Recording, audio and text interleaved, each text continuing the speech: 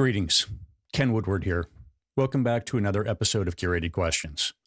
Together, we engage inquisitive humans about how they use questions to navigate and make sense of our world. I am a fellow traveler and pilgrim on this journey, and I'm glad you're here. Before we get started, I want to provide a content warning, as this conversation will include elements of recalling sexual abuse, trafficking, and the struggle to recover from complex PTSD. As we will hear, questions can be a recovery tool for even the most traumatic experiences. Today's conversation is with Dr. John A. King. John transformed his own journey through trauma into a mission that has impacted countless lives. He is an author, speaker, poet, and subject matter expert on PTSD recovery.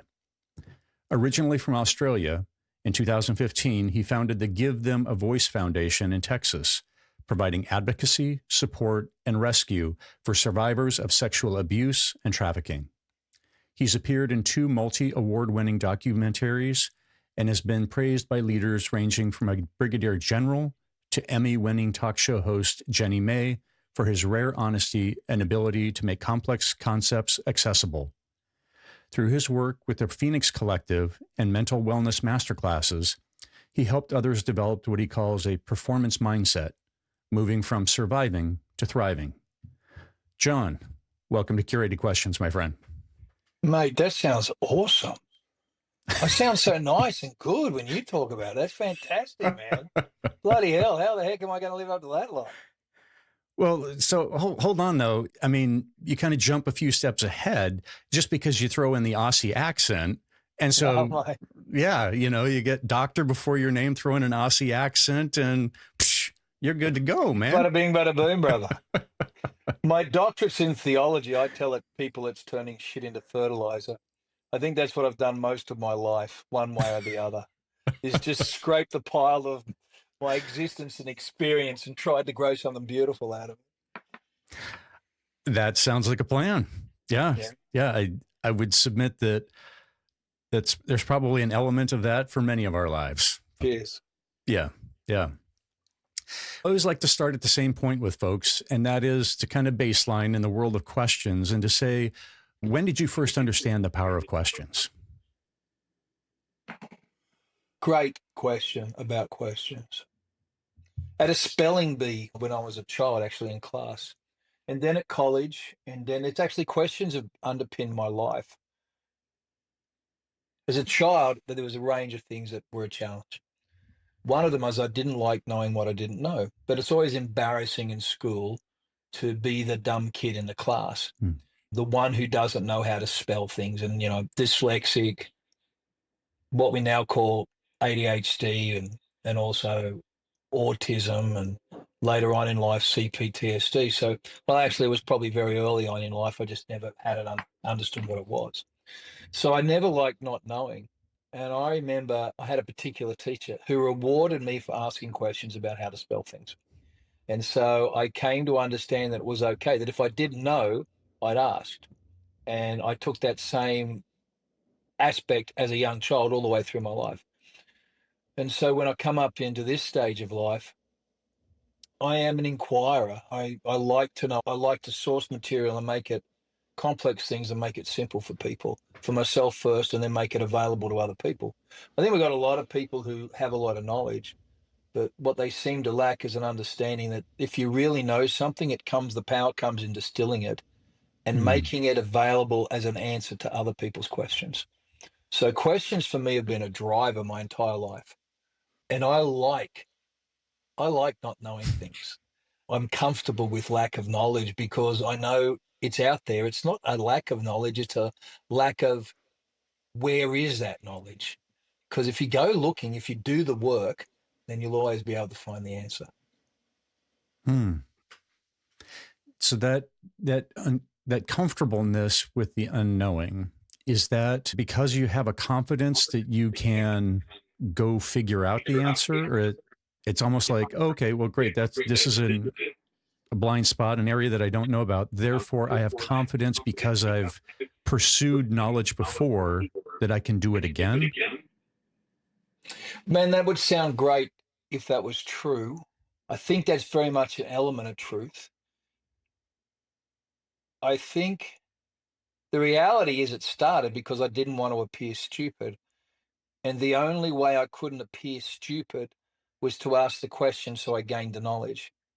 So a lot of it started as a fear-based, but then that fear turned into a reward, a sense of I actually enjoyed finding this out. So you move from a peer thing as a child or as in college, where you're constantly trying to live up to everybody's expectations. And at some point it flopped for me. And I got ahead of my own curve where I found that the asking of questions prepared me for things that may be coming up. And so I was no longer operating from a fear basis. And what it just did developed for me, and I had an incredible experience at college. My first degree is in agriculture, and it's systems agriculture. And there were three simple things they taught us was effective communication, autonomous learning, and systems thinking. Systems thinking is asking questions. Autonomous learning is asking questions. Effective communication is asking questions. What does my audience need? How can I meet that need? So I was truly blessed to have that as the basis for my adult life. And every career I've gone into, every aspect of a career has been based on those three things, which breaking it down as simply as possible is the freedom and the being relaxed with the unknown and the joy of finding an answer. And I think that joy of finding an answer is the driver in a lot of things. In your college experience, for those three elements, were questions stated specifically, or was that just the practice that was the undertone that happened? One example was here is an African village and they can't grow crops. Why? Okay. Okay, why? That's a pretty big issue. So I've got to understand climate. I've got to understand culture. I've got to understand the content and the quality of the soil. I've got to understand agricultural practices and cultural practices. So everything starts to layer on. And I've got to understand there's only certain times of the years you can do things and certain times you can't. Water's not available. So how do you get there? So you end up mapping out this system and realizing that everything in life is very complicated until you accept the fact that it's very, very simple. And we get to a stage in our knowledge acquisition, and people stop at this stage where they're overwhelmed by various data points, or they're overwhelmed by the sheer size of the question they're starting to ask. But, you know, Peretti had a great idea, and I use this in my personal growth in mental health. It was when I was first diagnosed with complex post-traumatic. It was actually my first diagnosis was borderline personality disorder, and then complex post-traumatic stress. This is 18 years ago. There was no books on post-traumatic stress back there, particularly related to the sexual abuse of boys, particularly when the perpetrators were female. So I went back to the Napoleonic War and the first mention of a heart murmur, which then came forward into Civil War, World War I, World War II, and at that stage was just being talked about in our veteran community as post-traumatic stress. And so I identified 20% of the things. I identified my life. I mapped it out into 9 areas. And I know this sounds very complicated because it was at the time. But what I did was look at the 9 areas that I was having. I had to look at what PTSD was, 9 areas. And then I ranked those 9 areas. And I found the 20% in those 9 areas that if I worked on just 20%, I'd see an 80% change in my life. I treat all data like that. If I've got 100 bits of data, I really only have to know 20%. So immediately I'm just going from being overwhelmed to, oh, no, I'm digging. Okay, these are the things that make up my little Venn diagram. And if I work on these things, I'm going to impact the majority of the problem. I'm going to come up with a solution big enough to get my hands around. And now I refine it. And I think that's the key to asking good questions in our own life. A little bit like the Toyotas made it very famous with their asking 5 whys. Why, continually asking. And if you do that, your data pool becomes smaller and smaller and smaller. And I know that's a very 7-minute long explanation, so I apologize for that. I appreciate the detail, and I'll dive back in on a couple things. I do want to jump even further back first, and then we'll come forward. But So why did you choose that degree program? Okay, so I grew up in a very rough environment, but I had a collision with Christ along the way. I'm a Christian man, and I Okay. had a very real encounter with who God was as a young boy, and that stuck with me. And I wanted to become a priest. I don't know why. I just wanted to become a priest.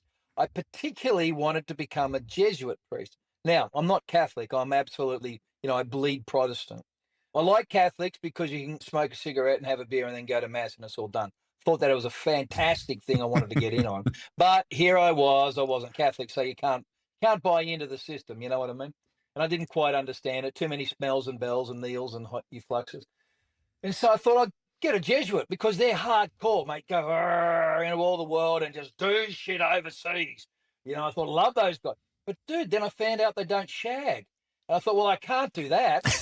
But at that point, I was committed to getting an agricultural degree to go in as a Jesuit. So here I am in ag college, learning agriculture and shagging. And I thought, this is fantastic. Fair enough. Fair enough. That to me sounds like an absolutely honest answer. Yeah, well, it is, mate. What can I tell you? I appreciate that. Okay. That was absolutely worth going back and hearing the entire story. You can clip the whole episode down to just that, mate. That'd be fun. There we go. That now becomes the little piece for the promotion. Yes. Almost work as clickbait. So if we come forward back to where we were just before we took that detour, let's talk about those 9 areas that you mentioned that you categorized life in. Were those 9 areas the result of the study on PTSD, or where did those 9 categories come from? And then what was your process for filling in those 9 areas such that you could eventually get to that 20%? They were actually very clinical. The handbook on mental health goes through and lists there's 9 commonalities. And what I found was borderline personality disorder and complex post-traumatic stress had very similar outcomes. And I think borderline is called that because people can't get their hand around it. So I found these, and I had a wonderful therapist who downgraded me from borderline personality, and I actually worked enough and I got myself downgraded. No one ever gets cured from borderline personality. And she was absolutely adamant, and the suicide rate's very high. She was adamant that I would develop tools in order to do it, and I did, and I'm very grateful to her.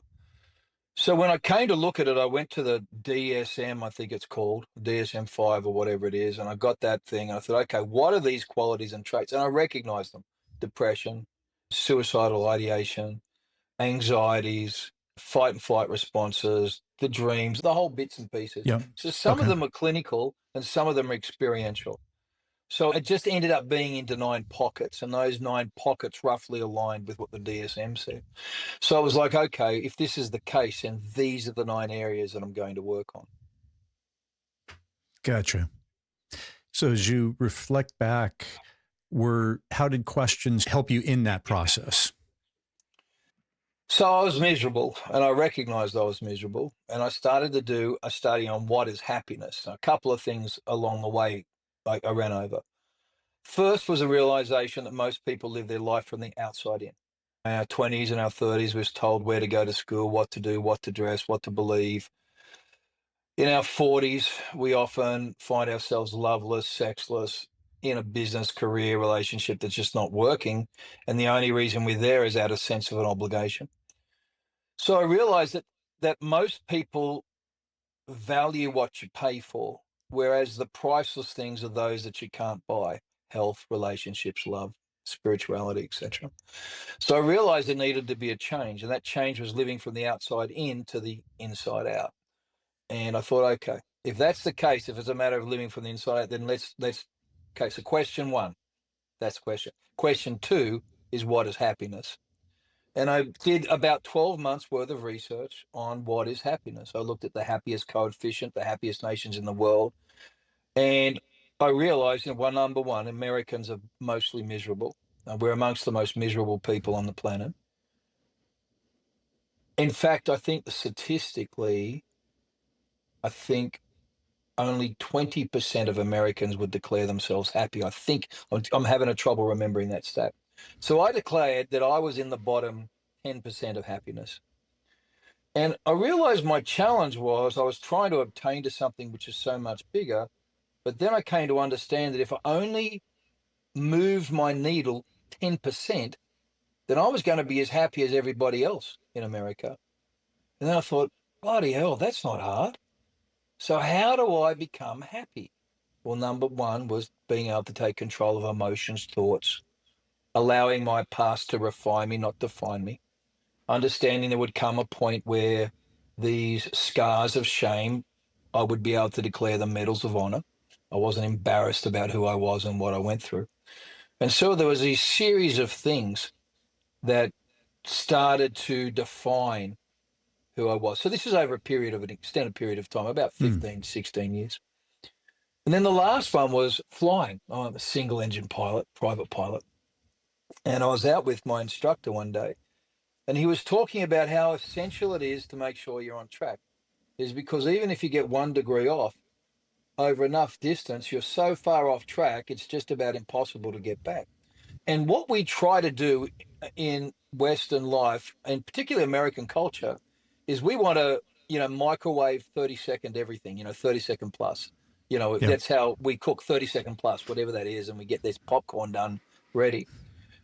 And we want to 30-second plus our entire life. So we end up in this track of trauma in life, so far off course for where we are, feeling very unauthentic about who we are. And we just want to get back to. What I decided was I just wanted to make, instead of these big changes, is I just wanted to make a 1% change, just 1%. If I could do 1% a day, then I was 365 degrees change. That was impossible. So what about 52? What about 52% or 1% a week? Nah, it's too hard. What about 1% a month? So 1% a month, 8 years, I'm totally changed my life. We overestimate what we can do in 12 months and underestimate what God can do in 10 years. So what I did was relax into my brokenness and my recovery, understanding that the process would take place if I was committed to the journey. And what I've seen with most people is we are too much in our head and without an understanding of our soul and our spirit about what this journey of recovery really is. And I think with anything in life, when we're wanting to perform, develop, grow, there needs to be a lot more sense of ease and gratitude in our pace than there needs to be a hurried to try and make this thing happen. How did you come to that realization that you needed to give it time? Yeah, well, okay, well, here we go. So I haven't told this story, so let's see how we go. I'm sitting in my bedroom one day praying. And I've seen a lot of miracles. I've seen a lot of supernatural things. I mean, it's most astounding things around the world. And I believe that God is who he is and he can do what he does and can do whatever he wants to do. And I could be instantly delivered from this absolute tragedy of a life that I was in the midst of. Marriage broken down, estranged from my kids. I was traveling 150, 200,000 air miles a year, speaking on all the big platforms. I was making a bunch of money, blowing and going. I was a success by all the definitions of it. And I had a total meltdown, like life imploded. I was a chronic stutter and a total lock-in. I couldn't leave. And I wanted to be delivered from this because my life was imploding. And one day I was praying about it. I'm just clear as day. This impression came upon me. I'm your heavenly father, not your fairy godmother. Get off your ass every day and get one tool for your toolbox, and you'll be all right, mate. God speaks in an Australian accent, and he's pretty much a rugby player. He's a forward in rugby. So I don't know how So, other people want to do little lambs and fluff. My God turns and goes, "You're fucking joking now? You're moping. Stop. Let's cut that out. Let's get off our ass, get down the shed, have a read, and we'll get some books together." And that's literally what it was. It's like, okay, I have to walk this thing out. I have a responsibility to walk this thing out. And I went about just daily walking this thing out. I could walk from my bedroom to my writer's shed. I could light a cigar, get down a book, read a book, read it for a couple of hours because I didn't sleep because all I had was nightmares and recall of what happened to me. And I just went about the process, line upon line, of just reading and just consuming probably 200 books, knowledge and Wow. information on everything about trauma, all sorts of trauma, how to overcome neuro-linguistic programming, how to overcome these things. What does it mean? Philosophy, theology, all these sorts of anything to try and change the way that I was seeing myself and thinking. To your point on the microwave, push 30 seconds more, right? And we expect to get it done. I'm taking this on as just a beautiful reminder, just the baby steps and just that repetitive, put in those baby steps. Because I know that, for change or that I want to make or improve or whatever on my life, it's, yes, I'm generally looking for the bigger bites and a little bit quicker speed. Of course, you can't help it, mate. We're human and we're men, and we want to do that. That's how we operate, But if you think about it, we spend so much time trying to do it quick. If we just relax, we're going to get there when we're supposed to get there. If we're doing the work, and I think the key is, are we doing the work? And a lot of people want to sit on their rusty dusty. They are literally allowing their past to define them, not refine them. And refinement is an active process, and you have to be prepared to do the work if you're going to grow. And most people don't want to do the work. They want to find excuses, not reasons. And for me, the trauma of my childhood, the trauma of my later life, was a reason for me to grow and not an excuse that meant I couldn't. So can you walk through that define versus refine? Yeah, victim mentality. So I've only said I was a victim of childhood abuse once, and it was the day that I had total recall of it. After that, I just knew instinctively, if I used that word would define me for the rest of my life. And I wasn't prepared to be known as someone who had things done to him. I was losing control of my ability to be able to move forward. It became very acute to me early on. I was watching a documentary on artwork, trauma-based artwork, artist therapy. And I was watching these people paint pictures. I'm a poet and an author, and during this process, I was writing a lot of poetry to try and process things. And I was watching these people do pieces of artwork, and they were doing pieces of artwork, and this documentary took place over, well, actually, what it did is showed artwork that they started with, and here they were 7 to 10 years later, and I'm watching their paintings, and they're painting pretty much the same thing. And I'm thinking, if you're still back there and allowing that experience to define your art, then it really has defined who you are. I found when I was writing a poetry, I was writing it to get it out.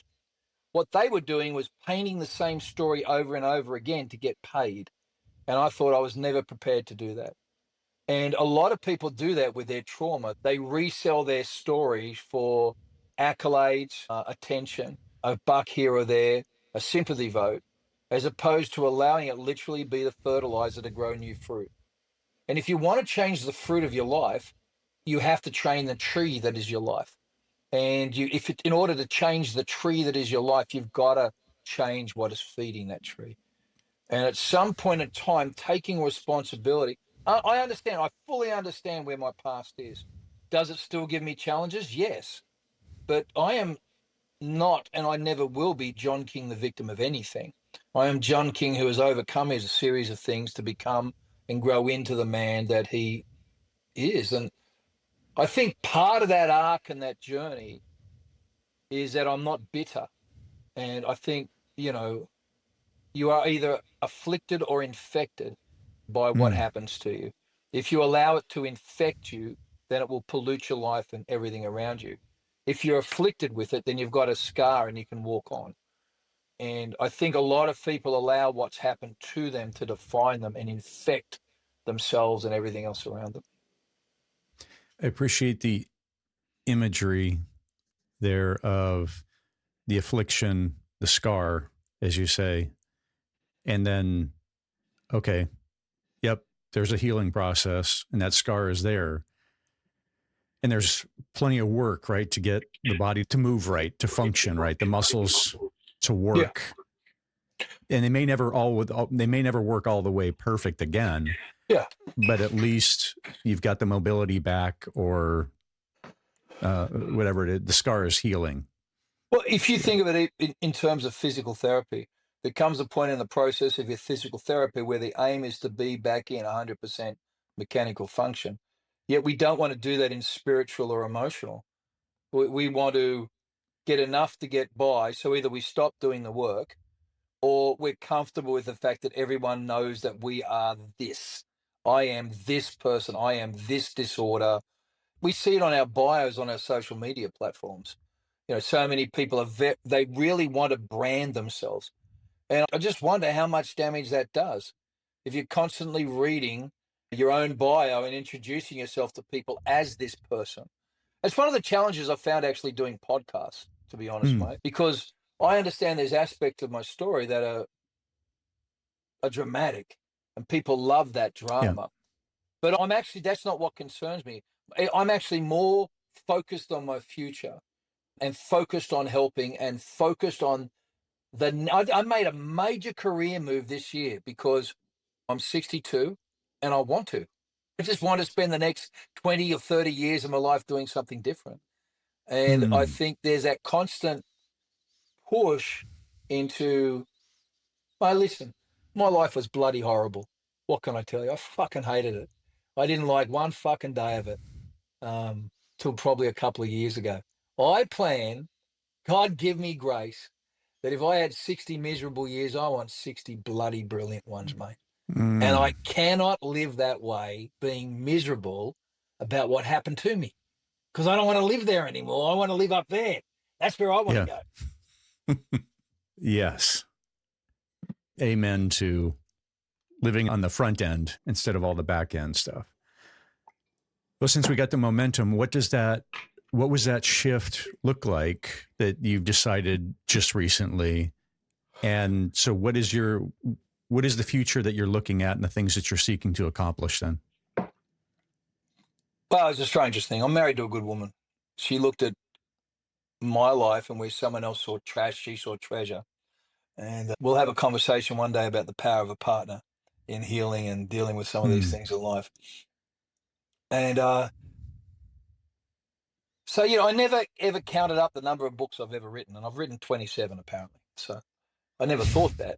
I just was writing things because that's just what I do. If I've got a new idea and a new thing, I just write. And I've self-published 27 books. I never thought I was a writer. I thought I was a sales guy and this guy and that guy. But apparently, if the fruit of your life bears, and the missus sat down to me, Melissa sat down and said, what do you mean? You're not a writer? I said, well, yeah, I've never really. What do you mean? Because she did all the formatting for those early books. So she brings and prints out this catalog and says, we need to have a conversation. And I go, oh, yeah, righto. Yeah, good point, love. Good point about that. And she sat me down because I was a bit miserable. She goes, what do you want to do? I said, I want to be a writer. That's what I want to do. So we scraped together our pennies and made a budget. 12 months we gave ourselves, which is ridiculous. Like, you should always give yourself 5 years, apparently, when you do things like this. So 12 months to get an agent, which is like a 1 in 5 million shot, get an agent, get my memoir published and my first fictional book published. So we're coming up on that. I landed an agent, wonderful lady, out in New York, and both books are being shopped at the moment. And so the memoir's being shopped, and I've written a series of fictional books that are based on my life, my involvement in the anti-trafficking space. My first novel's coming out is based on military sexual trauma, dealing with DOD and VA corruption stuff. I'm sure you're much more familiar with than I am. So that's just what we did, is we just took a hard left, set some goals and times, and said, okay, I can publish and write books, but this is what I want to do full time. And so we, put all our chips on the wheel, Black 13, and we've spun it. and we're just going to see what happens, mate. Wow. So, because Well, why the hell not? yeah. I mean, well, congratulations, I right? don't know, And mate. At the moment, I'm working 3 jobs, one of which is being a writer. So it's not. This is not. I want to win the lottery, is what I want to do, and then I want to buy an Airstream and piss off around America and write stories. You know. I can respect that desire. Yeah. Then let's touch on your writing process then, in the world of how do questions inform your writing process? Oh, mate. Everything's a question. Everything's a Tell me question. more. It's the whole. Well, it's like. So the first book in this series of things that I've just written. So 7 years ago, Yeah. we're sitting in the middle of this COVID thing in New Mexico. I'd gone for a job up at Los Alamos National Laboratories. And so all that stuff, all the poo hits the fan. I'm sitting around doing nothing. So I thought, well, I'm going to write a short story. I've never written a short story. Let me give this a go. I started writing that short story. 5 years later, it's a trilogy. Because I asked a simple question. And I haven't written this book yet, but I will. The simple question was, what if a guy was sitting in a bar? Could he solve a crime just from the information and the people going in and out? Phenomenal question. I love that question. And I'm going to write that question. It's going to be it's on the shelf for probably 3 years from now. But I started in this bar called Barney's. And this bar called Barney's in Boston. And then it was like, it's January. Rain is hitting rain is thumping against the windows, thunders, rats are skating down Main Street on trash tin lids. And then he walks out, and I thought, oh, this is it. And I started to ask a question about what would happen in Barney's. Writing is just a series of questions. What would happen here? What would that person feel? I just finished writing a scene out of this latest novel called Till It's Done. And it's about a woman who was raped in Afghanistan during the first Gulf War and is now having to deal with the VA in this. So I'm writing this thing, and all of a sudden you find yourself, what would it feel like? And I went with an old mate, Vietnam guy, and he took me in there and he described to me what it was like in the 90s going to the VA. So this story is set in the 90s. So what does this feel like? Yeah. What would it feel like to be confronted like a doctor like that back then that didn't have any understanding? What would it feel like not to be heard? So this whole thing, you're starting to ask these series of questions. Then you're trying to find words to fit that and describe that and convey that. Then you're asking yourself, do I feel that? Would a reader feel that?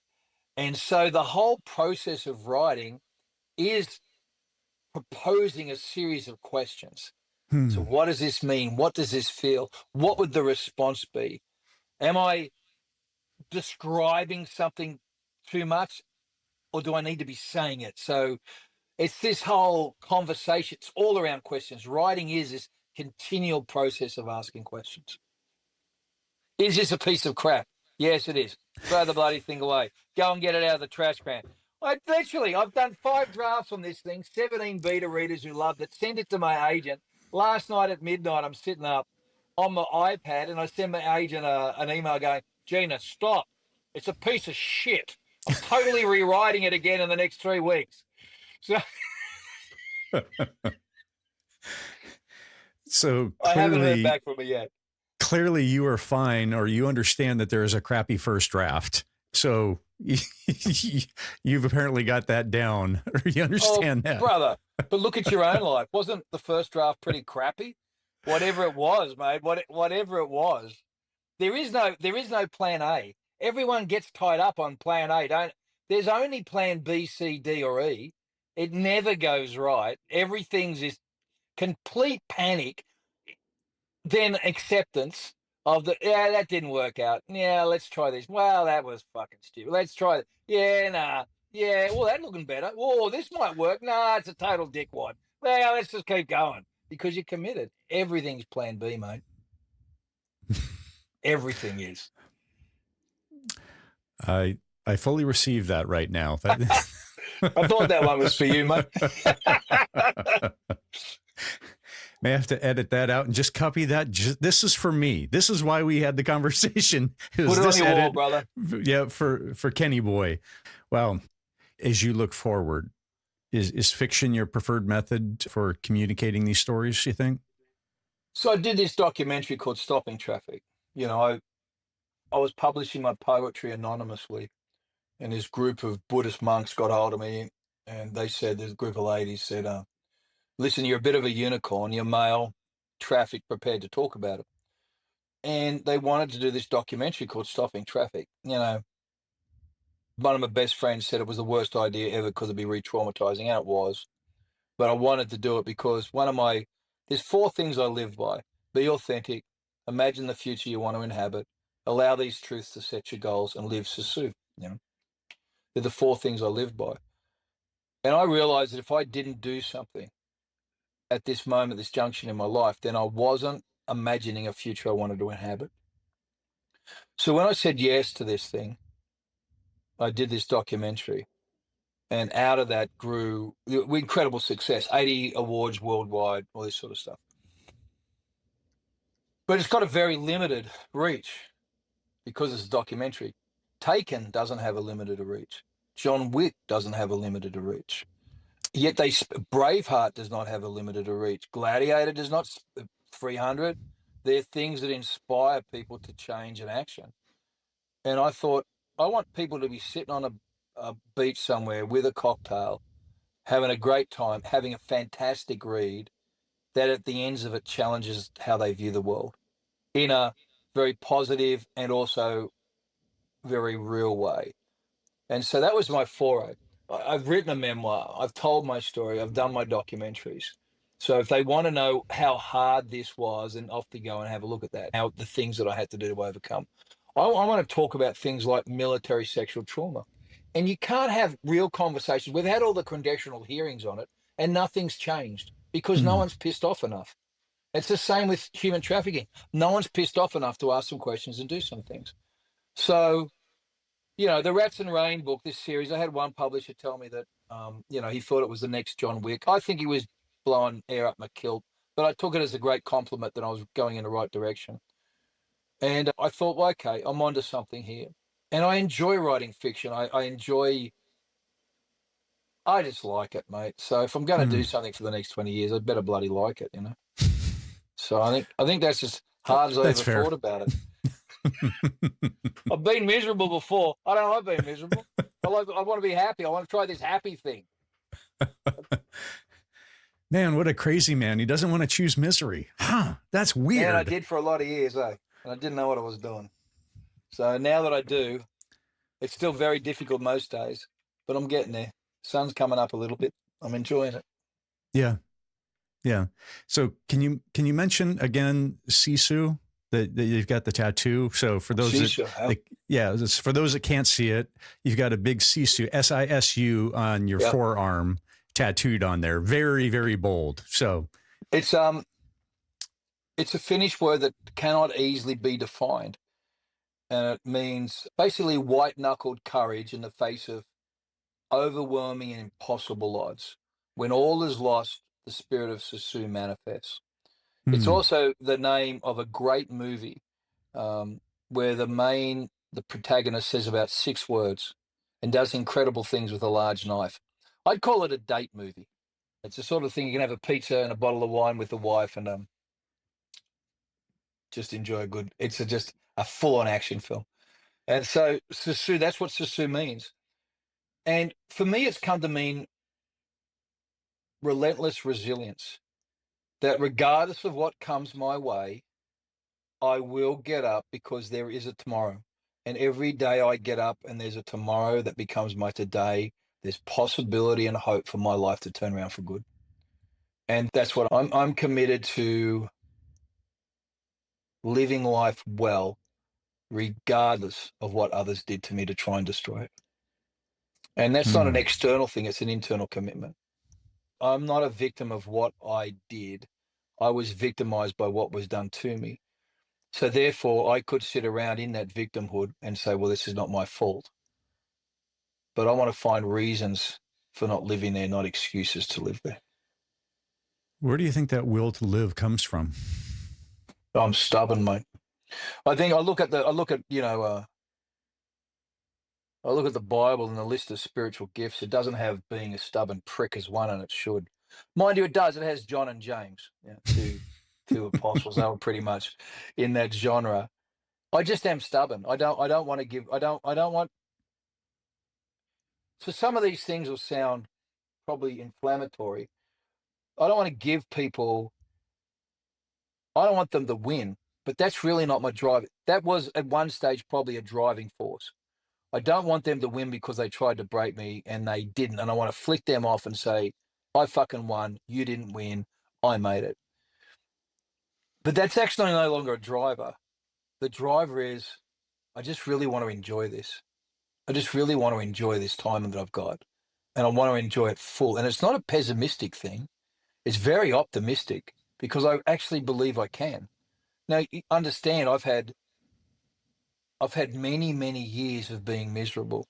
So percentage-wise, I know how to live miserable very well.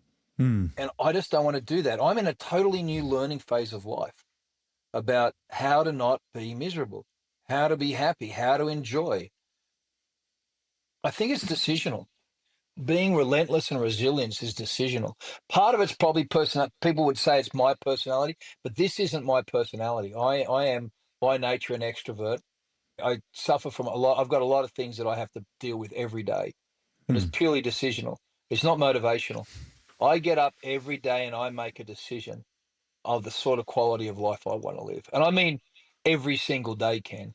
It's not once a week. It's not that I've got this thing down pat, but it's every day I have to make a decision to get myself out of bed, not be morose, not to give in to the nightmares I've had every night, not to give in the fears that I live with every day, but I've got to make that decision to get up and go because it's worth it. I just think it's worth it.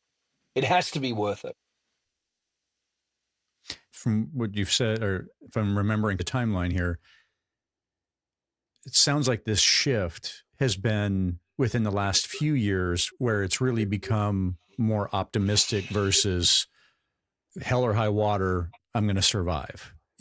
Am I getting the timing right on that? Yeah, you probably are, mate. So I had recall in 08, total collapse. I was 45. So it's taken me, about 15 years and $300,000 to recover. And I've been in a position where I've been able to spend the time and the money to be able to do that. And a lot of people talk about trafficking, and they want to talk about the sexy, for want of a better term of rescuing. But they never talk about the fact that every victim is going to take them about 10 years and $10,000 a year to recover. So that's just it. I would say in the last 2 years, and a lot of it had to do with my meeting my family back in Australia for the first time. 2 years, I feel like I've got my feet under me. And that's just the natural arc. So people who have been and struggle with these sorts of things, it took me a long time to be abused and a long time to come to terms of understanding that. And this 1% revelation, if you think of it, if I've changed 1% a month, I'm looking now coming into, say, the year 12 of this thing, 15 years, I've just about changed myself out twice, 200%. So I'm on track just by changing 1% of my life a month for the last 16 years. So that's okay. If I was to say to you, it's totally your total opportunity for you to turn your life in complete circles and be in a totally different place, 200%. You go, man, I want that. But will you do it and take 16 years to get there? And will you commit to only changing 1% a month? And that's the rule. That's the rule of the whole program. Only one thing, 1% a month. No popcorn 30 seconds, mate. That shit doesn't fly. But I can see the button on the microwave, man. Come on, it's right there. Come on, let me just punch it. I'll even push it twice. Come on, I'll give it a full someone minute. will take $45,000 off you to go and attend their course and try and give you 30 seconds plus. Doesn't work. It's all bullshit. So your 1%, what are some examples of, a monthly 1% that you Don't used kill over the yourself years? this month. Don't kill yourself this month, John. This is going to be the month where you don't kill yourself. All right?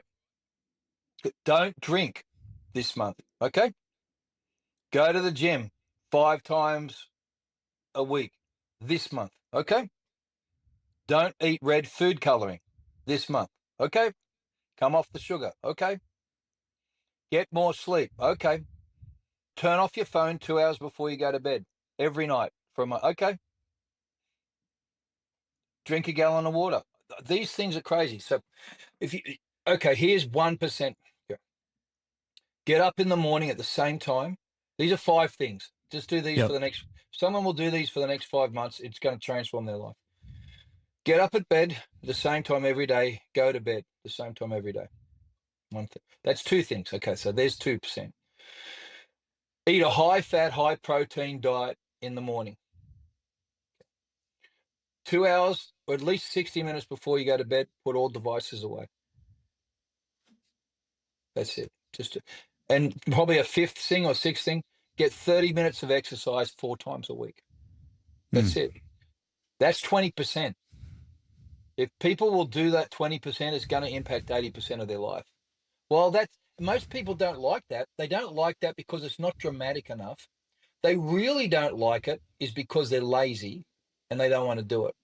They don't want to go to bed at the same time, sleep 8 hours and get up at the same time.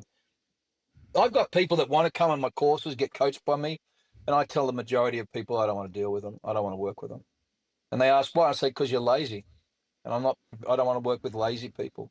You want me to be your savior. That there was only one perfect man ever in creation and it didn't go well for him. So I'm not going to put myself on that accolade. I am not your savior. I'm not your fairy godmother.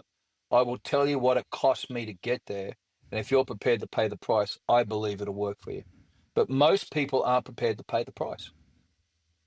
Why do you think that is? Because we're lazy, mate. Because we like comfort.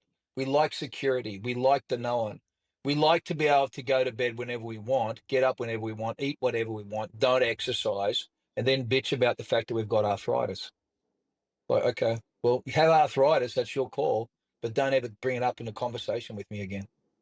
Now, if you're prepared to, go to bed, get up, change your diet, do your exercise. And I've got a bunch of friends I know who've got some of the best naturopathic medicines and supplements that are proven to reduce inflammation and get rid of arthritis. Proven.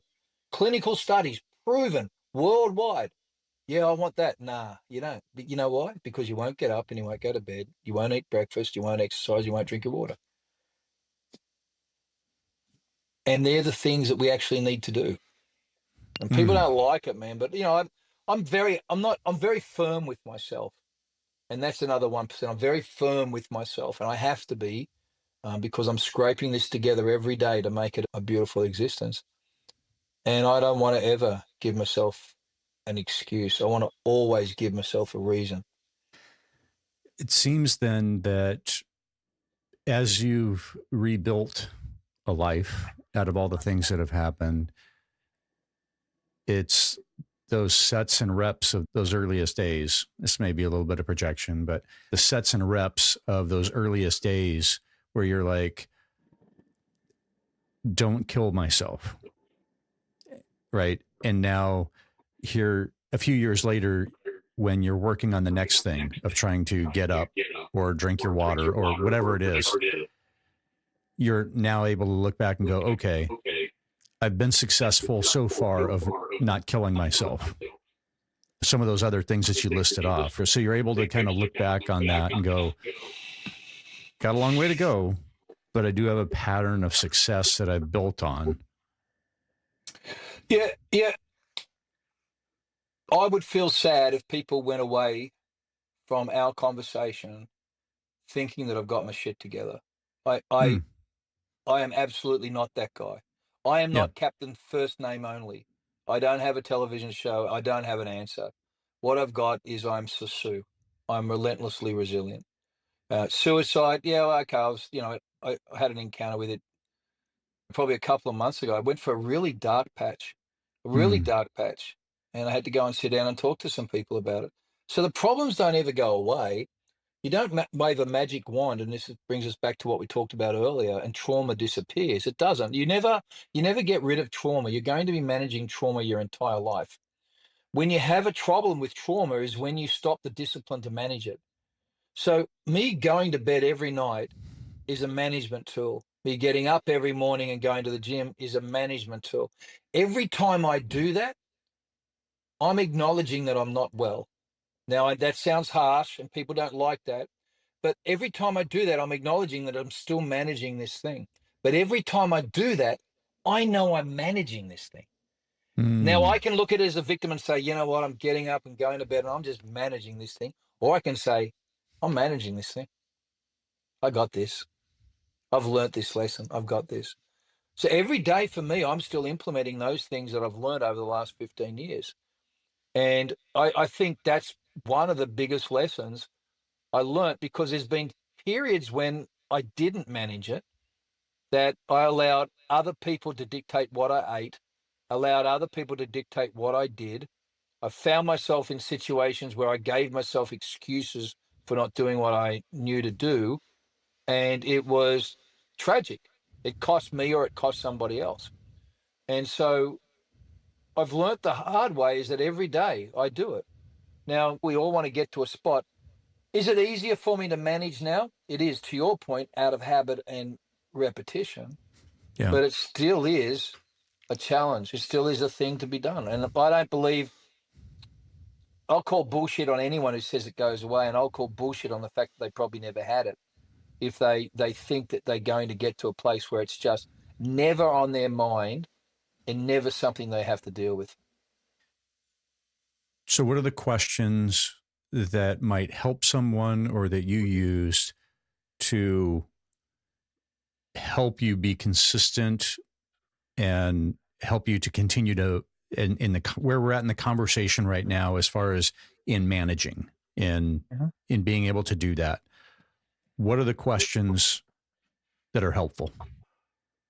I think it's a few statements. It's statements like, you've done the best you can with the knowledge you had at the time. Relax. You're doing okay. You are going to make it. This is not impossible. The sun rises tomorrow. Good air in, bad air out. Keep your hands up, tuck your chin, throw punches. It's all good. That's the constant mantra that runs, as opposed to dwelling on failure. It's dwelling on action to do. And, you know, we every time a negative thought comes up, they've proven it neurologically. Every time a negative thought comes up, people hear those negative thoughts and recognize those negative thoughts, and they think they can't overcome those negative thoughts.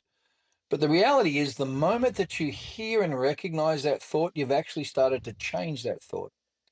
The next step from that is telling that thought simply to stop. I'm useless. Hang on. I'm useless. I'm hearing this. I'm useless. I'm useless. Hang on. Stop. I'm not. The moment you start doing that, you're starting to rewire your brain, and your synapses are starting to find a new way into a new direction. So recognizing where you are is the first part of getting to where you want to go. Now, you don't have to know where you're going, but you just have to know that you don't want to necessarily be here. And you got to be comfortable with the negative. I don't know what the future looks like. All I know is I'm going to give it a go because I think it looks like something like this. And, you know, you can't direct a bicycle if it's not moving. You know, old proverb, very true, you know. So getting down to the brass tacks on this, you have in your practice, when these thoughts have come up, you personally, not in a book and not reading about it on the internet, you personally have said, stop. Yeah. I'm not going down this path. Yeah. You know, you have done this, like, this is what the work actually looks like. Yeah. That is the work. That's all the work. It's every day, every thought, every possibility. No. And at some point it goes from stop, not that, to you're a loser, you're a loser. Stop. I'm not. I'm loved. I'm safe, I've got a career, I've got a direction, I've got a food, I've got a roof, and it goes down gratitude. So you learn to stop it, recognize it, stop it, switch it. Switch and bait with your own head. Recognize, stop, and switch. And that's what we teach a lot in the Phoenix Collective and in our courses. It's just a very simple practice of this is very obtainable to everybody. Everybody can do this. Thank you for walking through that. Just in that, as you say, this is the work. This is actually it. It's not something fanciful out there.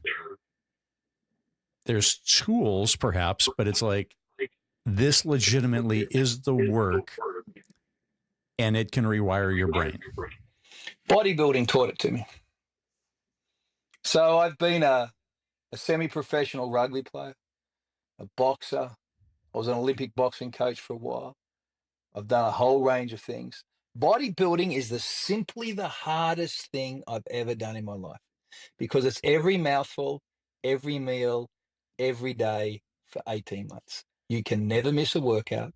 You can never miss a meal that you can't.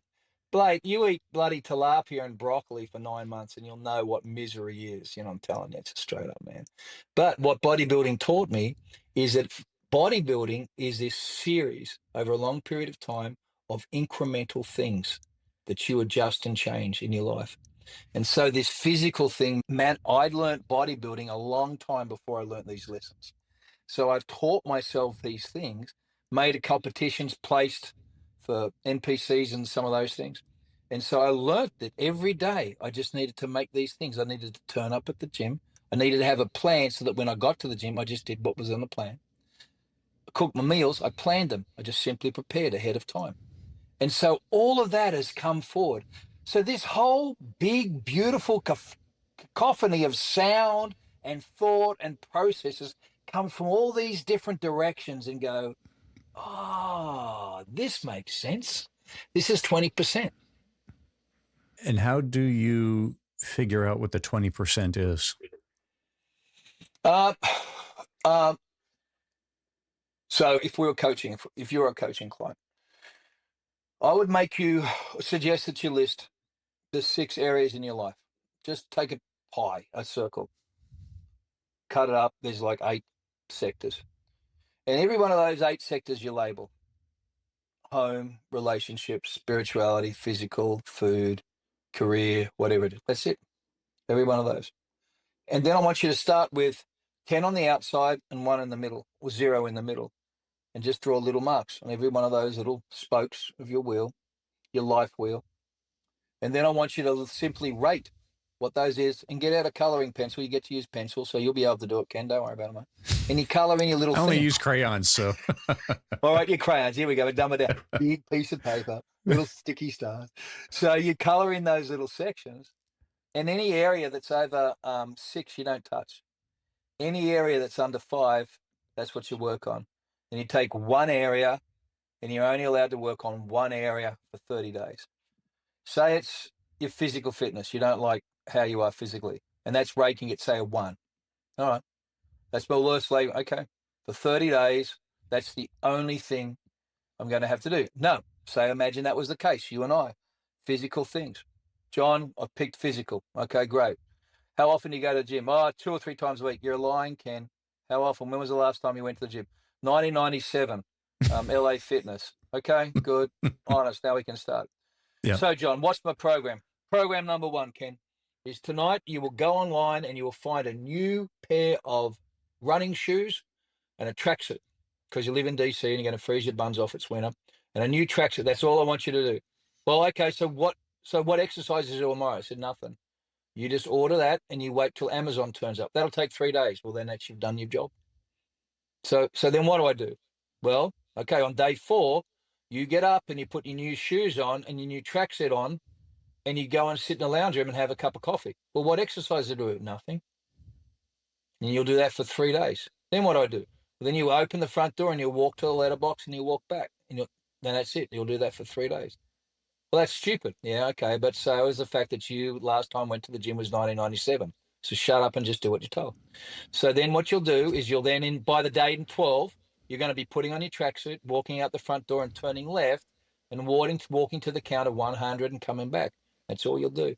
So by the time you get to 30 days, you are up every day, putting on your fancy new clothes, feeling good about your life, getting your butt out the door, walking around the block, and you're doing that 5 days a week. You've totally changed your life. And what you've learned along the way is that 1% is all you have to do. And that's it.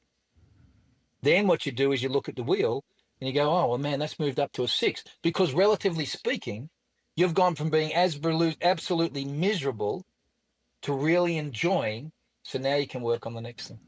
And that's all it is. It's simple. It's doable. It's obtainable. So now that we reached that point of the story, and I would offer that there's some hope offered through that, right? Because of going after the 1%. If we can now go back and tell just a bit of the story, however deep you want to go into things on the growing up experience, because you were successful, built a business, right? Then the memories came back, and then the rebuilding that we've talked about. Mm-hmm. So can you give just a little piece of that bit of the story? Of the rebuilding process? No, just the growing up, the early experiences where the trauma happened. And then the people who raised me sexually abused me and what we would call trafficked me. So that was my childhood. Yeah. And that led to recall back in 2008 about what happened. That's everything came flooding back like an old movie and played continuously in my head for about 7 years. So that was that whole period of time. And at the end of that, what my internal marketing department calls is John-ageddon happened. I had this total life implode and everything came caving in. And I lost everything. Lost my first marriage, estranged from my children, lost a business that I was making, $750,000 a year, just doing very boutique corporate coaching and training, traveling the world, 150,000 air miles a year. Had lost a church that I was pastoring and I built. Lost every relationship bar probably two friends out of that, 3 friends out of that. And so that whole thing imploded.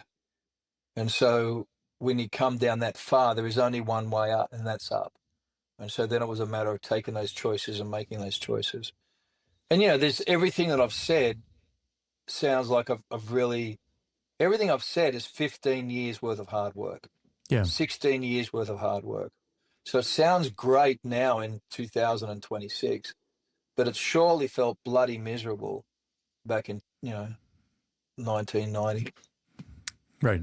Yeah. Right. Well, certainly that this is where I think that kind of the dash gets romanticized. Yeah. Right?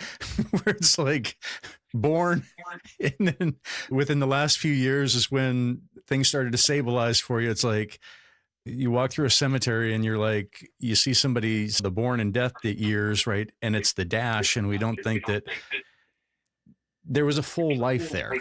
There was the hard times and the good times. And it's like, we often just go, oh, well, that was only 30 years that, that tragic thing was happening, or that they went through this war or whatever it is. And it's like, 30 and living every day of those 30 years is brutal. Right? Yeah, exactly. You can't just. Yeah, exactly, mate. Exactly.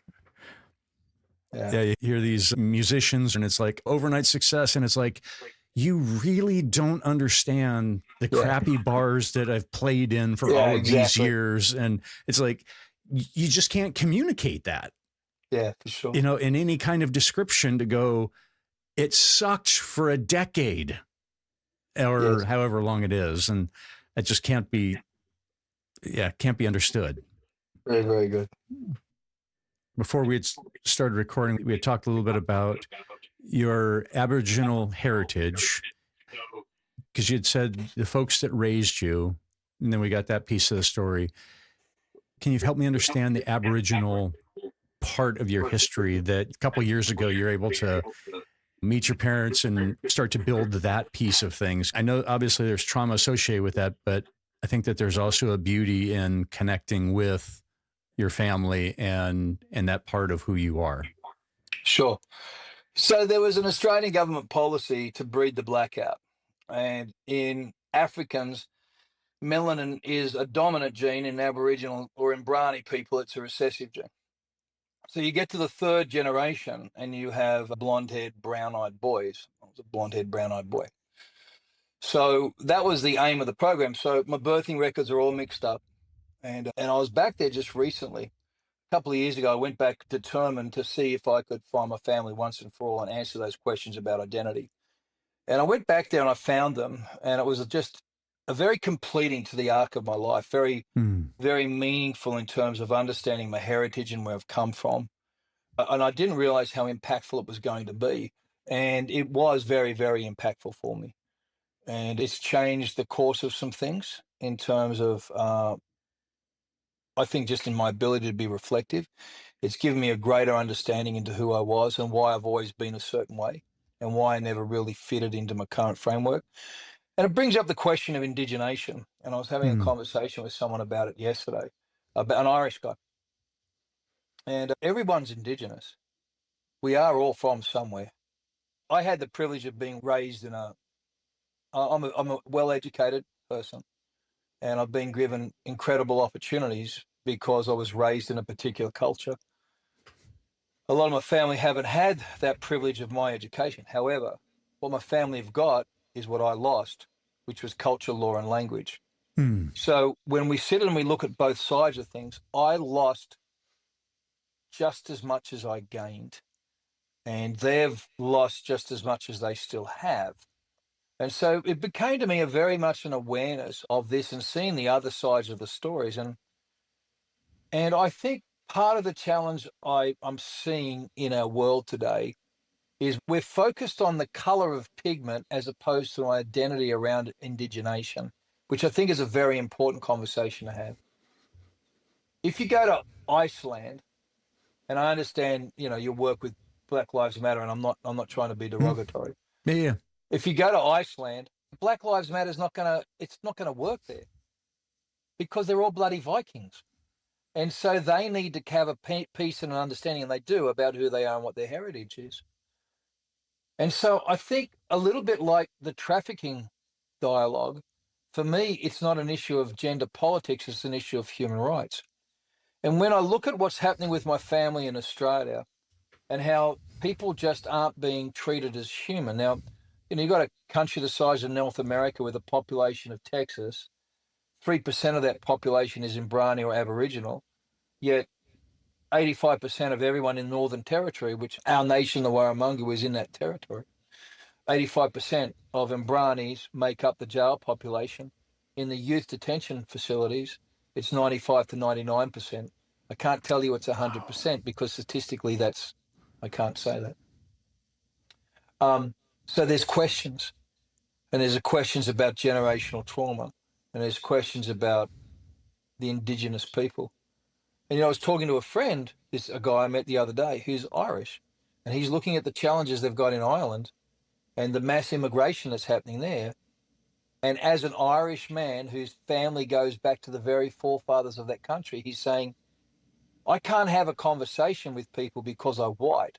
I said, I want to have a conversation about being Indigenous because Ireland is my island.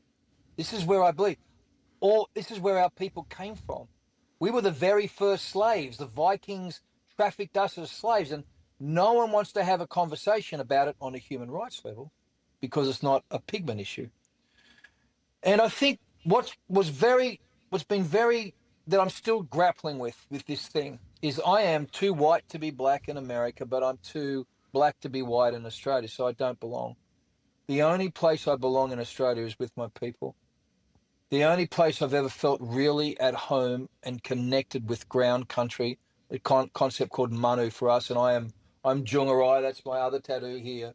That's my skin name. Jungarai Kari Maniwani, a man who rises up out of the red dirt. And I'm actually a gungur, or a man who's responsible for the law and the stories of our people.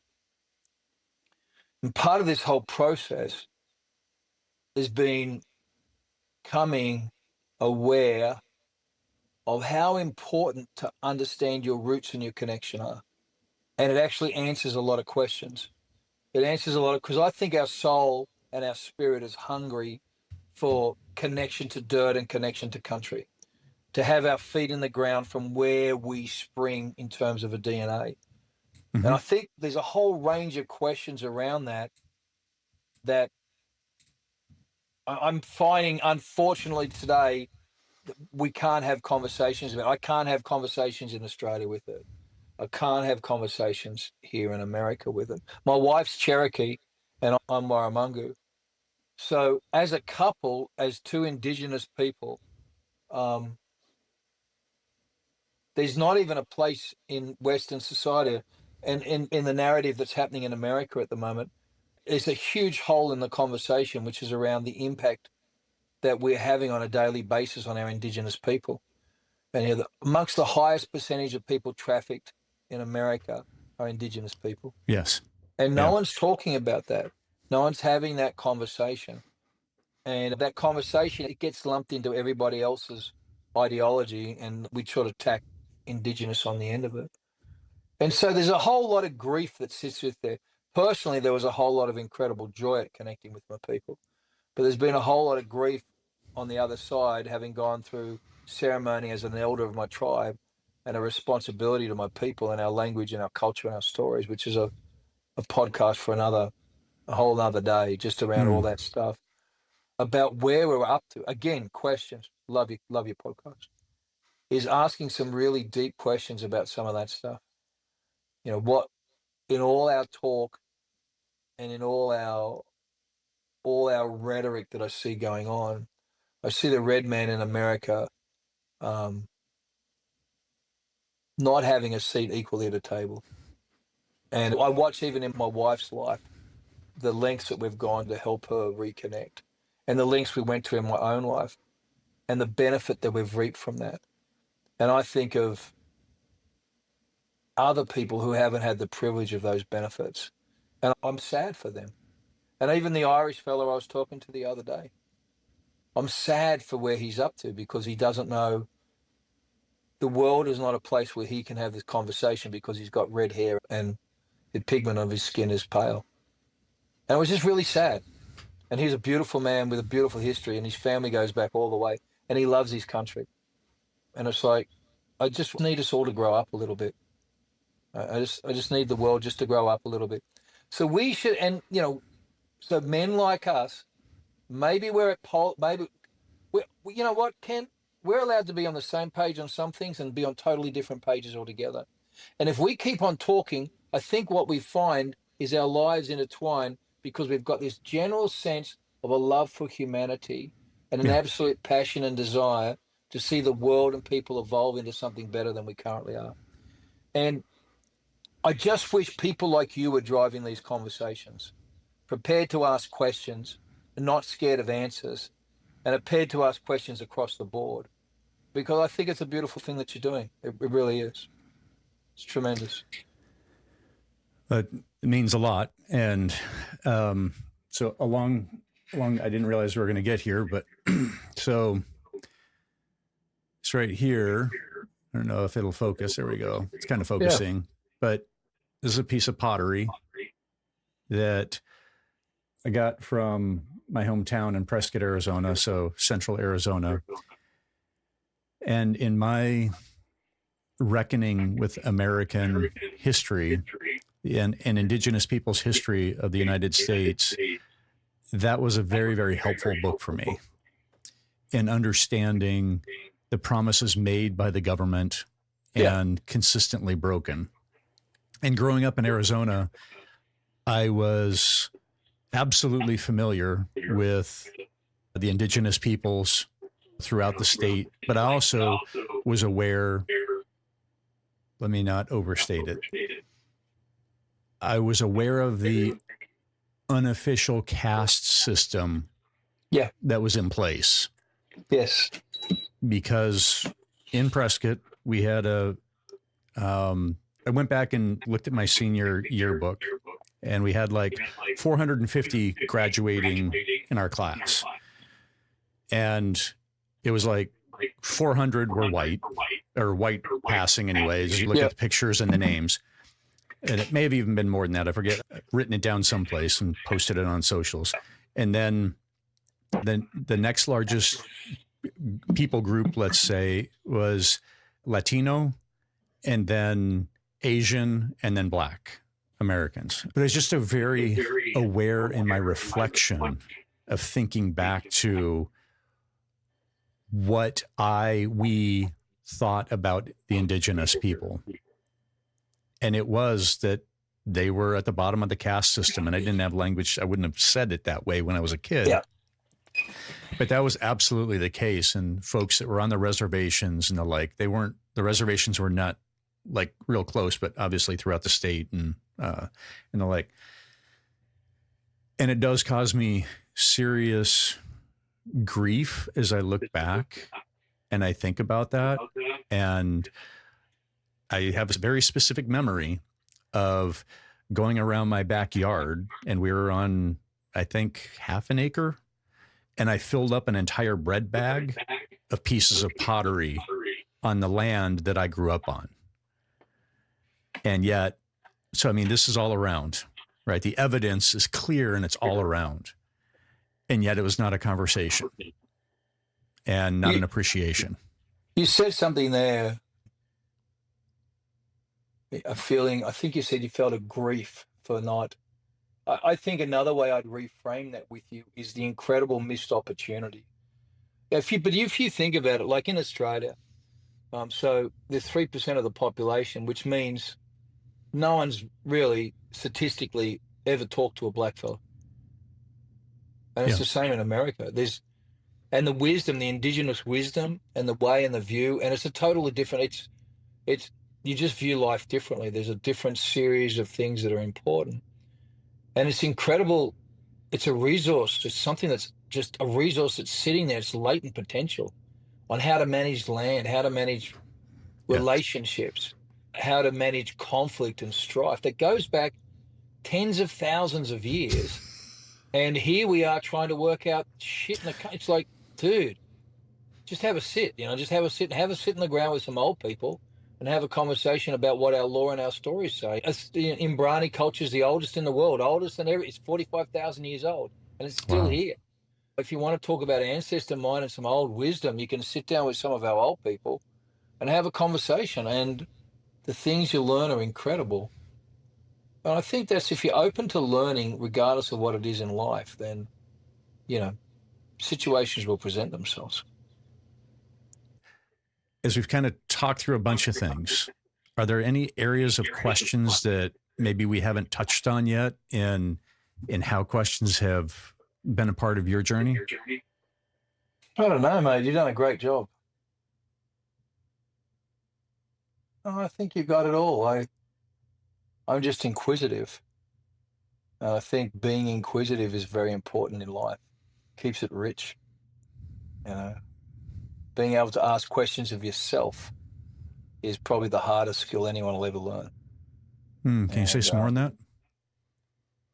We want to ask questions of everybody else. We don't do the work on ourselves and in ourselves and for ourselves. And that always starts with a question. I am here. Is this where I want to be? Is this who I want to be? Am I doing what I want to do? Am I acting in a way I want to act? Am I believing in a future? How do I imagine this future? What does my future look like, and how am I going to get there? How do I set those goals? All of those are questions. All of life is a question. And we can ask it, but we don't often listen. And we will always find the answer presented to ourselves in a spiritual format or in a relational format or in opportunities. And if we continue to ask ourselves these questions and be bold enough to hear what the answer is, then there's a lot more and a lot different direction often many of our lives will take. What does long-term listening to those questions look like? I don't know if there is long-term listening. I think it's a habitual listening. It's not a time process, it's a daily discipline. And it's a daily being. You can't hear God in white noise. And so you have to give room for the Creator to talk.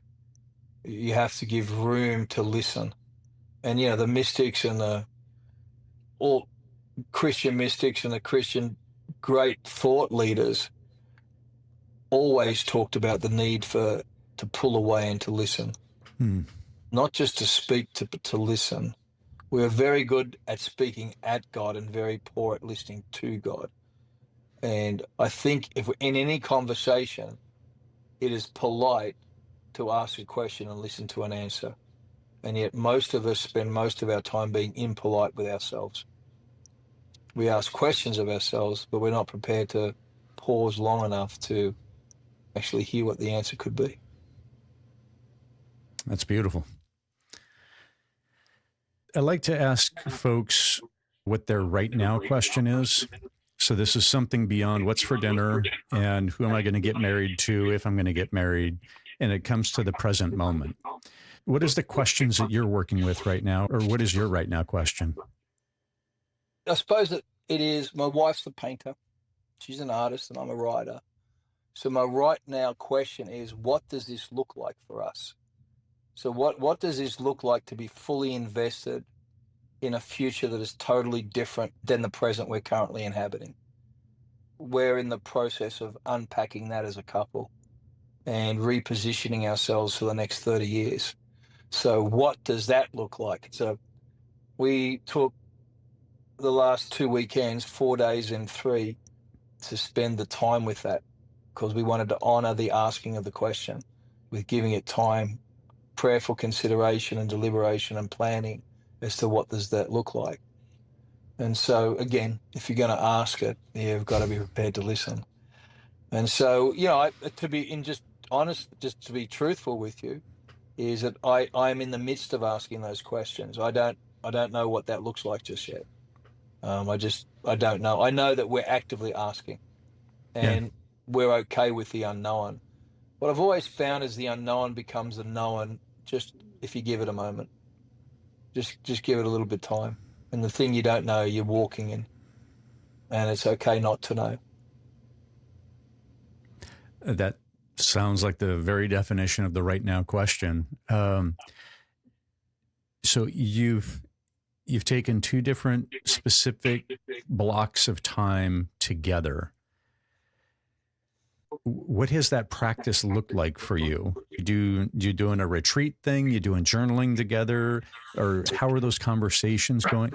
What does that practically look like or functionally look like for how you two are currently walking through engaging with that question? We had a weekend over just after the first of the year. We took off an extra Friday and a Monday. And we just identified the 3 things that were important to us for this year. And then what did every one of those areas, what were 3 things within each of those areas that were important to us, that we would feel like if we did them, that would move us forward. So that was the first weekend, 3 out of 3 by 3. The second weekend was, okay, now let's take those 3 by 3 and then put it into our year. And so last year, our byline for the year was gratefully present. This year, it's intentional and connection. So we took our 3 by 3, then sat this last weekend and asked ourselves the question, what things do we have to intentionally do? And what connections do we want to make room in our life to have? So we broke it down like that. And so now it's just a matter of walking it out and see how it takes and then making adjustments. And once a month we get together and we have a chat about it. So we've got everything planned out between now and the end of the year, including our reflection times. So again, if you're going to ask the question, are you going to hear the answer? Are you prepared to? It's okay to have a planning meeting, but are you having an assessing meeting? And if you really want to make a change, are you tracking that change? All of that is not hard work. It's just taking responsibility, being a grown-ass human being, and being prepared to either like or dislike the answer that you see.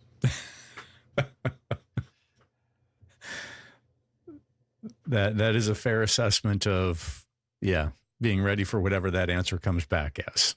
Yeah. Yeah. Well, this has been a fantastic conversation.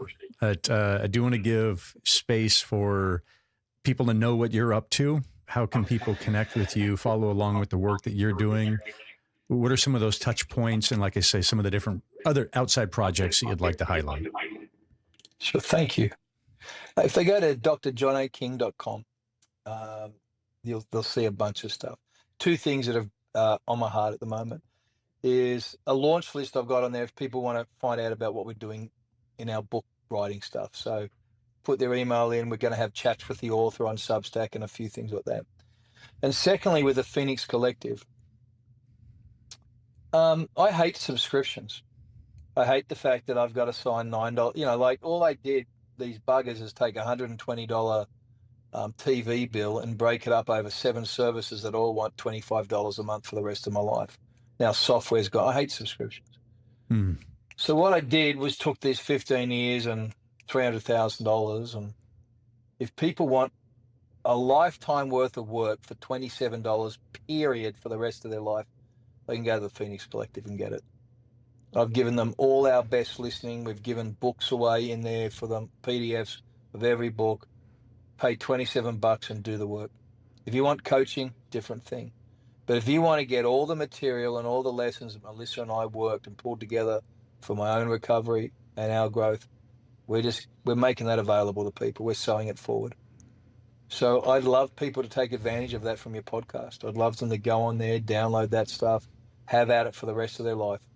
Go over it, spend time with it, sit with it, go through it, join the launch list for the books, connect with me on social. It'd be great to have continuing conversations. Beautiful. I will absolutely put links to all your socials and the website, and then highlights that specifically as well in the show notes for folks. Easy access, if you will. Thank you, brother. Very good. Well, John, this has been remarkable. Thank you. Cheers, mate. Well, I'm glad it was fun. Thank you very much. Very good.